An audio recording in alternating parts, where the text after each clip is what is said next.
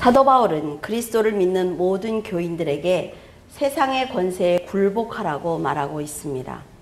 성도들이 들으면 너무나 놀랄 일이죠. 그런데 그것은 복음을 위해서 하는 말입니다. 물론 신앙을 핍박하는 사람들에게 굴복하라는 말씀은 아니에요. 영적인 핍박은 굴복하기보다는 대적해야만 합니다. 그러나 세상이 정해놓은 법을 지키지 않아서 고통을 당하는 어리석은 삶을 살지 마라 라고 말하고 있습니다. 국민이라면 당연히 세금을 내야 됩니다. 그런데 그 세금을 내지 않고 있는 사람들, 그래서 권세자에게 심판을 받는 사람들은 돈에 욕심이 있기 때문에 세금을 내지 않는 거예요. 그래서 그 욕심이 죄라는 것입니다. 이처럼 세상의 법을 지키지 않아서 자유를 구속당하는 사람은 세상을 향해 복음을 담대히 전할 수 없습니다. 그래서 사도 바울은 복음과 영혼 구원을 위해서 세상의 권세에 굴복하라고 말하고 있는 것입니다. 3절에 보면은 왕을 배반하지 말고 왕 앞에서 악한 행동을 하지 말아야 된다. 그 이유는 왕은 마음먹은 것을 무엇이든지 다 할 수 있는 힘을 가졌기 때문이다 라고 말하고 있어요. 왕의 명령에 순종하지 않으면 반드시 심판이 따르기 때문에 왕이 위임하는 것은 무엇이든 최선을 다해서 순종해야만 합니다. 그것이 바로 신화된 도리라 말이죠. 만약 소홀히 행했거나 불성실하게 행했을 경우 왕의 권위를 무시한 게 돼요. 그래서 그 책임을 져야만 하는 것입니다. 여러분도 하늘의 왕께서 맡기신 일들이 있을 거예요. 그 일을 하고 싶으면 하고 하기 싫으면 안 해도 되는 일이 아닙니다. 하늘의 왕께서 맡기시는 일은 목숨을 다해서 해야 되는 거죠. 성도가 되었다. 이것은요, 여러분이 이미 하나님의 명령에 순종하겠다는 것을 맹세한 것입니다. 내가 성도예요. 나는 하나님을 믿고 있습니다. 이 말은 뭐예요? 곧 나는 하나님의 나라의 백성입니다. 그렇기 때문에 그분이 하는 모든 말은 나는 지킬 그런 의무가 있습니다. 라는 거예요. 누가 보든 안 보든 감당해야 된다 말이죠. 솔로몬은 하나님께 지혜와 권세를 받았어요. 그런데 교만과 음란에 빠지고 말았습니다. 하나님을 왕의 자리에서 밀어낸 거죠. 이제 자기가 왕이 되는 어리석음을 범하고 말았습니다. 하나님을 버리자 하나님께서 맡기신 은혜와 사명과 온유함을 다 버리고 말았어요. 여러분, 이것은 내가 갖고 싶다고 해서 가질 수 있는 게 아니라 말이죠. 하나님을 버리면 하나님의 은혜와 사명과 온유함이 다 그냥 떠나가는 거예요. 솔로몬은 그 모든 것이 떠나가고 나자 사나운 얼굴로 변했습니다. 그래서 그 사나운 얼굴을 가지고 백성을 치리하기 시작을 했어요. 왕이라는 절대적인 권력으로 백성들을 억압했습니다. 음란과 쾌락에 빠져서 하나님을 왕의 자리에 밀어내도 두려워하지 않았던 것입니다. 그러나 인간은 세월의 힘 앞에 무너질 수밖에 없는 연약한 존재입니다. 아무리 힘이 센 장수라 할지라도 세월의 힘은 그의 허리를 굽게 해요. 여러분, 눈을 침침하게 합니다. 손발이 떨리게 하는 거예요. 제가 느끼는 게 있어요. 설교를 할 때 10년 전만 해도 10년 전에 한 설교를 이렇게 테이프지만 들어보면 굉장히 카랑카랑하다는 생각이 들어요. 근데 지금은 굉장히 유해해요. 왜 그러냐면 말이 느려져서 그래요. 빨리 할래도 할 수가 없단 말이죠. 솔로몬은 과거에 힘과 권세로 나라를 치리했습니다. 그리고 아주 형통한 나라를 보냈어요. 그는 세상에서 힘 있는 세월을 살았지만 영적으로는 연약하고 곤고했습니다. 세상적으로 아무리 많은 돈이 있고 많은 사람이 자기를 섬겨도 영적으로는 늘 허전했어요. 늘 나 혼자구나 라는 생각을 했단 말이죠. 그래서 인생이라는 것은 전능자에게 의지해야만 그 풍족한 삶을 살 수 있구나, 이것을 깨닫게 되었습니다. 솔로몬은 사람들이 권세자에게 비굴할 정도로 굴복하는 것을 보았습니다. 그런 사람들이 약한 사람은 힘으로 누르고 있단 말이죠. 그것을 보았어요. 세상의 권세와 지식은 참된 지혜가 아니구나 라는 것을 지금에서야 깨달은 것입니다.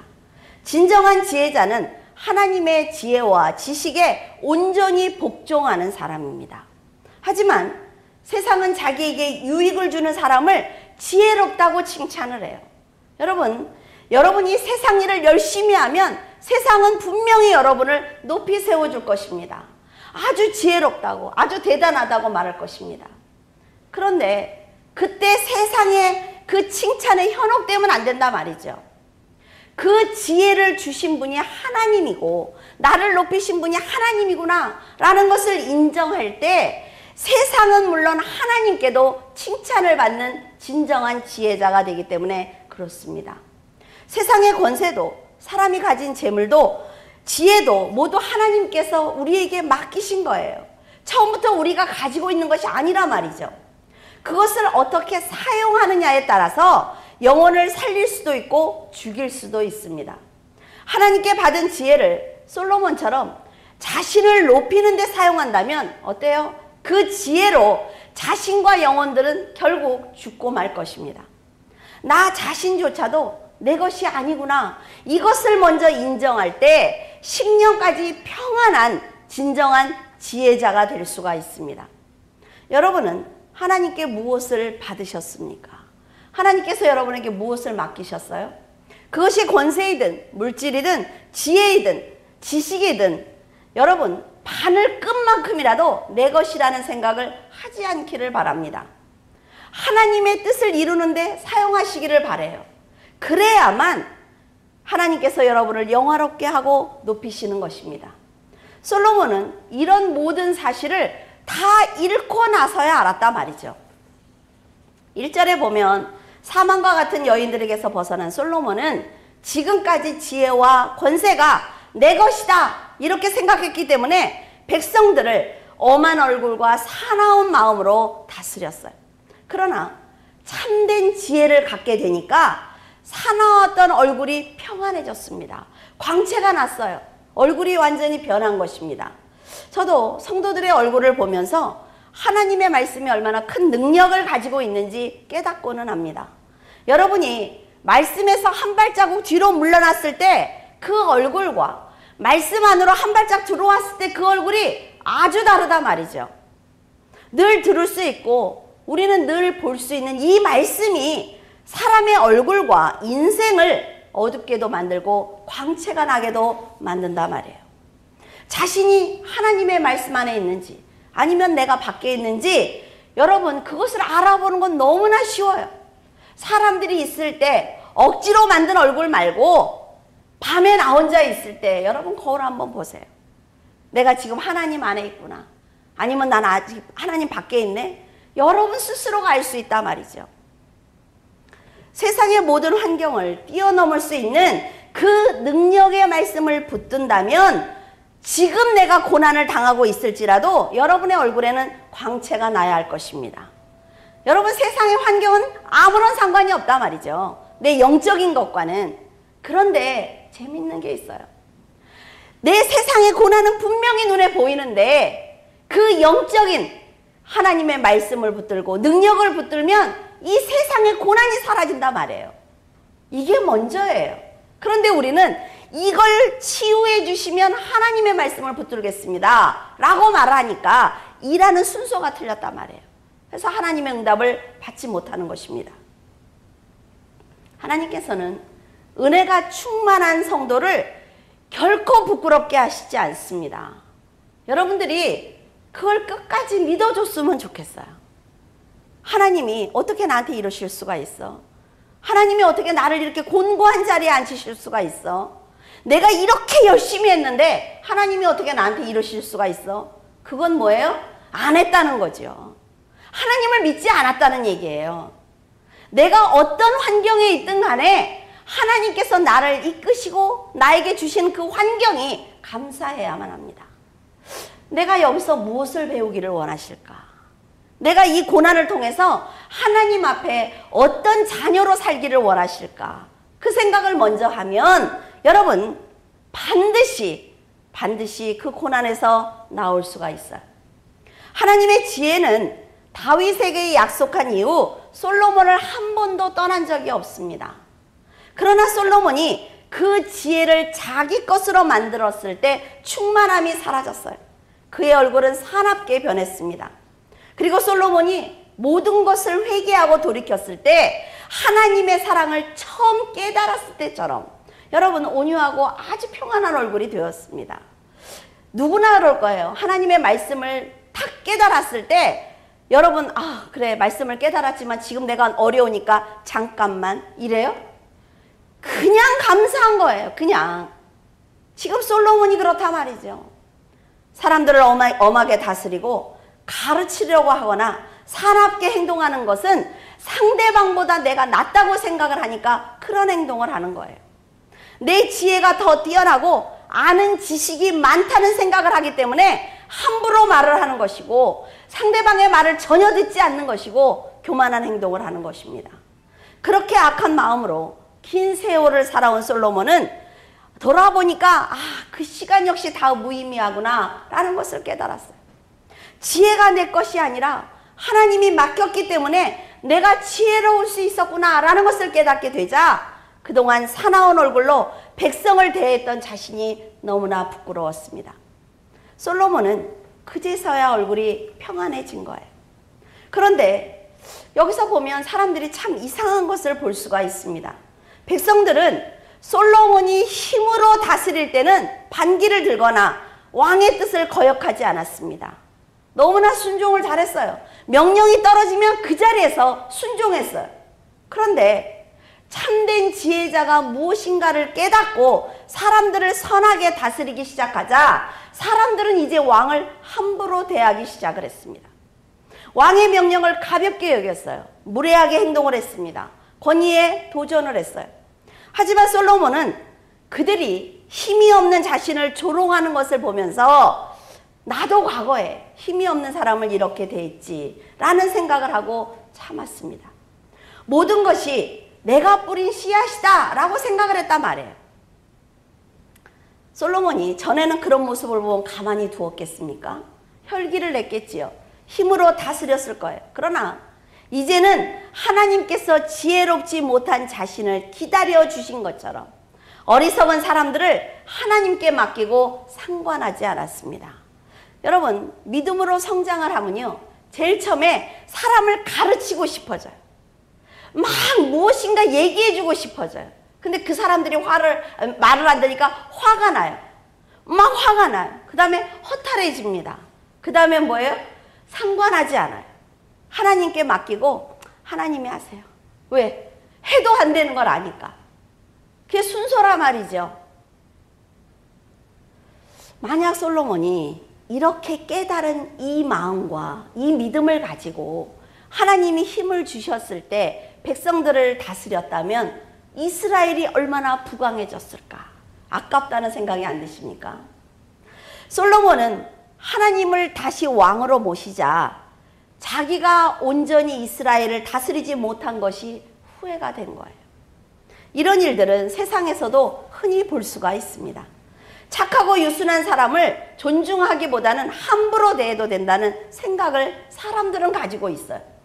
어리석은 사람들은 폭력과 위협을 강하는 사람들에게 진정한 순종은 아니더라도 굴복을 합니다. 그의 비유를 맞춰요. 이것은 존중이 무엇인지 모르기 때문에 하는 그런 행동이란 말이죠. 인격적인 대우를 받는 것이 무엇인지 모른다는 증거예요. 가정이나 교회나 사회에서도 이런 일은 비일비재합니다. 부모가 아이를 원하는 대로 책망 없이 다 해주면요, 아이들은 산만해집니다. 그 참 이상하지요. 사랑을 가지고 해달라는 대로 다 해주는데 산만해져요. 무질서한 행동을 분명하게 보입니다. 부모가 그렇게 하는 것은 아이의 뜻을 존중해 주는 것이 아니라 말이죠. 왜냐하면 아이들이 생각할 수 있는 한계는 요 정도예요. 아무리 아이들이 지혜로워도 얼마나 지혜롭겠어요. 자녀들의 한계를 뛰어넘어서 세상을 볼 수 있는 부모가 가르쳐주지 않는다면 아이들은 성장하지 못합니다. 그런데 부모들은 어때요? 우리 아이들은 생각이 바라요. 우리 아이가 생각하는 건 참 옳아 라고 얘기를 해요. 그래서 무엇이든지 해줘요. 그러나 그것은 아주 틀린 겁니다. 부부와 형제 역시 자신을 낮추는 자리에서 서로를 존중하고 인격적으로 대해주는 그런 모습이 바로 하나님께서 원하시는 것입니다. 그런데 폭력과 폭언으로 상대를 제압하기 위해서 힘겨루기를 하고 있단 말이죠. 저는 결혼하는 신혼부부에게 그런 얘기를 합니다. 절대로 부부간에 자존심을 세우지 말라고 얘기를 해요. 상대는 난데, 그렇잖아요. 결국 상대가 잘못하는 건 내가 잘못하는 거예요. 그런데 자존심을 세운단 말이죠. 처음부터 아내를 잡아야 되고 남편을 잡아야 되고 힘겨루기를 하고 있어요. 근데 그것은 굉장히 어리석은 행동입니다. 저는 목회자가 되기 전에 이런 부분이 너무나 안타까웠습니다. 그래서 교회를 설립을 하면서 하나님의 말씀으로 성도들에게 두려움을 주거나 세상의 복을 이용해서 강압적으로 이끌어가지 않겠습니다. 하나님께 서원을 드렸어요. 하나님께 서원한 대로 10년이 넘는 세월을 여러분 스스로 하나님께 헌신하도록 만들어주기 위해서 최선을 다하고 있습니다. 하나님과 여러분의 관계를 인격적인 관계로 만들어서 스스로 하나님의 자녀가 되도록 노력하고 있는 거예요. 그러나 가끔은 순종하지 못하는 성도를 보면서 그렇게 말해주고 싶을 때가 있어요. 열심히 하면 복을 받아. 하지 않으면 벌 받아. 이런 게 너무 쉽단 말이에요. 이런 말은. 여러분이 하나님 앞에 열심히 하면 복을 받습니다. 그것이 당신들의 자녀들이 복을 받는 길입니다. 그러면요, 목숨 겁니다. 정말 열심히 해요. 죽도록 합니다. 그런데 하나님의 말씀을 읽고 하나님과 인격적인 관계를 가지고 하나님 앞에 스스로 해보십시오 라고 그러면 안 한단 말이에요. 세상의 복을 가지고 협박을 받아왔어요. 모든 성도들이. 그래서 아무리 인격적으로 세워주고 싶어도 잘 안 돼요. 잘 안 된단 말이에요. 몸에 익어버렸어요. 그 습관을 고쳐준다는 것이 얼마나 힘든지 몰라요. 정말 어떻게 하면 될까? 정말 협박을 하면 될까? 하나님의 말씀을 가지고 하면 분명히 들을 텐데 이것이 옳은 길인가? 제가 왜 고민을 하지 않겠습니까? 하지만 많은 교인들이 축복과 벌에 매여서 온전하신 하나님을 만나지 못하고 방황하는 것을 보면 다시 마음을 다잡아요. 시간이 걸려도 옳은 진리를 알려드려야지. 이건 아니지 라는 생각을 한단 말이에요. 언젠가는 여러분, 제가 여러분을 가르치고 권면할 수 없는 날이 반드시 옵니다. 저는 그날을 대비하는 거예요. 제가 여러분들을 만날 수 없는 그날을 지금 대비하고 있어요. 그렇기 때문에 여러분 스스로 말씀을 붙들고 살아갈 수 있도록 돕고 싶은 것입니다. 제가 교회에 은퇴하고 나면 여러분하고 어때요? 말하는 것도 참견하는 것이 됩니다. 그러니까 교회에 있는 동안에 물론 부목사님이 나중에 잘하시겠죠.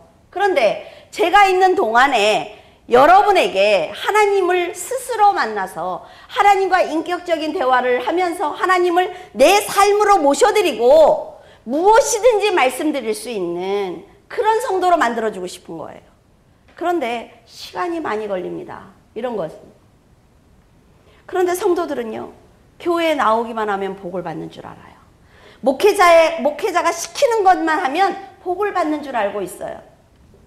근데 제 생각에는 성도들이 말씀을 읽고 기도하면서 하나님의 사랑을 깨달아야만 복을 받을 수가 있습니다.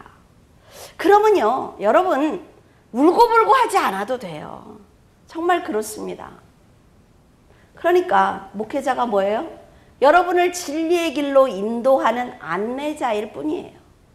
아무것도 아니라 말이죠. 여러분이 교회에서 오래 봉사할 수 있는 방법이 있습니다. 그건요, 여러분이 좋아하고 잘하고 오래 할 수 있는 걸 선택해서 하세요. 그렇게 해서 시작을 하는 거예요. 그러면 교회가 재밌어져요. 교회가 재밌어지면 여러 가지 경험을 통해서 이제 내가 사람들이 하기 힘들어하는 것도 감당할 수 있는 능력이 생깁니다. 이제는 연약한 사람들이 재밌고 좋아하는 것만 하는 걸 할 수 있도록 도와줄 수 있는 어른이 된다 말이죠. 만약 제가 여러분에게 하나님께 헌금을 많이 해야 복을 받고 교회에서 열심히 일해야만 자녀들이 복을 받습니다. 이렇게 얘기를 한다면 여러분들이 거짓 복음이구나 이렇게 분별할 수 있어야 돼요. 그런데 이 말이 틀린 말은 아닙니다. 무슨 얘기인지 알겠어요? 성숙해져서 하나님의 나라를 위해서 내 것을 드리고 봉사하는 것, 이것이 하나님이 원하는 최종 목적입니다. 그러나 처음부터 이렇게 해서 키우면 안 된다 말이죠. 자녀를 키울 때 여러분들 그렇게 하십니까? 너는 이 다음에 크면 돈 벌어 와야 돼. 네 목적은 그거야. 너는 이 다음에 크면 엄마를 먹여 살려야 돼. 이런 부모 있어요? 그런 부모 없다 말이죠. 마찬가지예요. 그렇게 세상의 복으로 여러분을 하나님께 이끈다면 그것은 거짓 복음입니다. 그래서 결국 그런 믿음을 가진 사람은 다시 처음부터 시작을 해야 된단 말이죠. 넘어진단 말이에요. 세상에 무슨 일만 요만큼만 생기면 넘어져 버려요. 그런 신앙은 쓸모가 없습니다. 여러분에게 부탁드리고 싶은 것은 스스로 하나님의 말씀에 순종하고 스스로 하나님을 위해서 헌신하시라는 것입니다. 복을 준다고 해야 순종하고 헌신하는 것은 믿음이 아니기 때문에 그래요. 믿음으로 헌신하는 성도에게 하나님께서는 빼앗기지 않는 복을 넘치도록 부어주실 것입니다. 여러분은 힘에 지나도록 충성하세요. 그리고 하나님께 보호받는 성도가 되세요. 저도 이번 주에 좀 해결하기 힘든 일이 저에게 일어났어요. 근데 우리 민정 사모님이 그런 얘기를 해요. 나는 엄마 일을 걱정하지 않아. 왜? 하나님의 엄마 남편이니까. 남편이 오죽 잘해서 하시겠냐고. 근데요, 바로 해결이 됐어요. 그날. 그러니까 저는 여러분들에게 자랑하는 게 아니에요.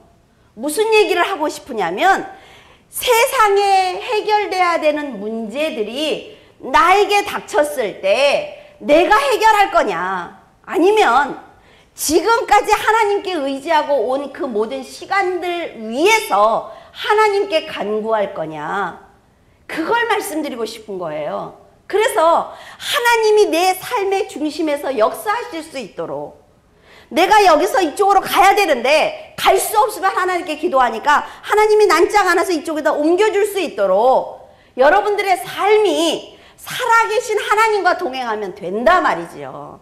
그걸 부탁드리고 싶은 거예요. 믿음으로 헌신하는 성도에게 하나님께서는 빼앗기지 않는 복을 부어주십니다.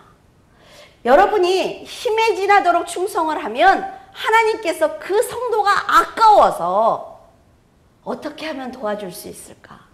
이 아이의 소원이 무엇일까? 물어보신다 말이죠. 백성들은 지혜로 다스리는 솔로몬이 힘으로 다스리는 솔로몬보다 훨씬 두려운 사람이라는 걸 알아야만 합니다. 왜냐하면 거듭난 솔로몬을 사랑하시는 하나님께서 솔로몬의 마음을 아시기 때문에 직접 백성을 치리하시기 때문에 그래요. 하나님의 말씀을 깨달은 솔로몬이 백성들을 책망한다면 그것은 사랑이고 관심입니다. 잘못된 길을 가고 있는 백성을 보면서 책망하지 않고 관심을 두지 않는다면 그것은 뭐예요? 솔로몬의 성품이 온화해서가 아니에요. 무관심입니다. 하나님과 상관없는 사람들의 책망은 폭력이에요. 그러나 믿음의 사람이 하는 책망은 사랑이고 관심입니다. 그래서 감사해야 돼요. 이처럼 말씀으로 거듭난 부모가 자녀에게 책망하는 것은 선과 악을 분명하게 가르쳐주고 싶은 사랑이고 관심입니다. 자녀가 선과 악을요, 분명하게 분별할 수 있는 분별력이 없으면 세상에서 살아가기 힘듭니다. 날마다 사기당하고 와요. 그래서 부모는 더 지혜로워져야 한다 말이죠. 끊임없이 인내해야 합니다. 하나님의 말씀을 올바로 알고 있어야 돼요. 내가 알고 있어야 자녀가 세상에서 어려운 문제를 가지고 오면 탁 대답을 해줄 것 아니에요. 여러분, 부모가 지혜로워야 자녀들이 세상에서 인간관계를 원만히 맺을 수가 있어요. 죄악된 길로 가지 않습니다. 미래에 희망이 있는 사람으로 성장할 수 있단 말이죠. 5절과 6절에 명령을 지키는 자는 불행을 알지 못하리라. 지혜자의 마음은 때와 판단을 분별하나니 무슨 일에든지 때와 판단이 있으므로 사람에게 임하는 화가 심함이니라. 아주 중요한 얘기를 하고 있습니다. 하나님의 명령대로 사는 자는요, 불행을 알지 못합니다.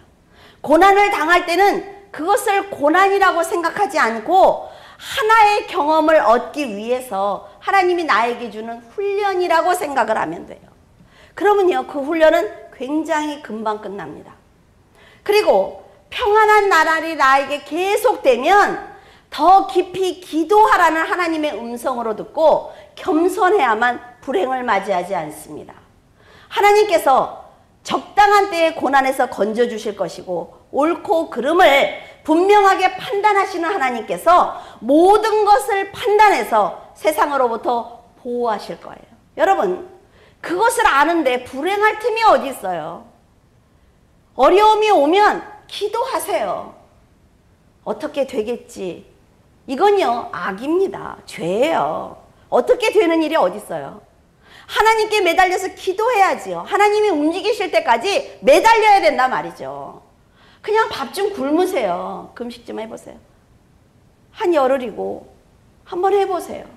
그러면 하나님께서 내 자녀가 얼마나 안타까우면 저렇게까지 나한테 매달릴까? 하나님이 역사하신단 말이죠.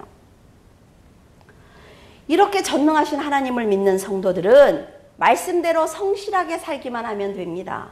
그러면 세상에 두려울 것이 없어요. 세상이 성도를 넘어뜨리기 위해서 밤낮으로 노력하지만 하나님께서 주신 지혜로 세상을 판단할 수 있는 능력이 있기 때문에 절대로 속지 않습니다. 하지만 인간이 하나님께 받은 지혜는요, 어둠을 밝히는 작은 손전등과 같습니다. 그래서 인간이 아무리 지혜로워도 손전등을 들고 있는 것과 같단 말이에요. 그래서 자기 앞을 비출 수밖에 없어, 자기만. 근데 멀리 볼 수는 없어요. 멀리 보질 못하니까 손전등 갖고 내 앞으로 넘어지지만 않으려고 간단 말이에요. 그래서 어떻게 해야 돼요? 그 손전등을 끄면 암흑에 갇히게 되는 것입니다. 우리가 산길을 갈 때 여러분에게 손전등이 있다고 해봐요. 그러면 아는 길은 어때요? 끄고 가잖아요. 그렇죠? 그거 아끼려고. 그런데 하나님이 주시는 손전등은 꺼지진 않아요. 내가 끄지 않으면. 그래서 성도들은 이 작은 손전등에 의지하지 말고 대낮같이 환한 빛을 가지고 계신 하나님께 의지하면 되는 거예요.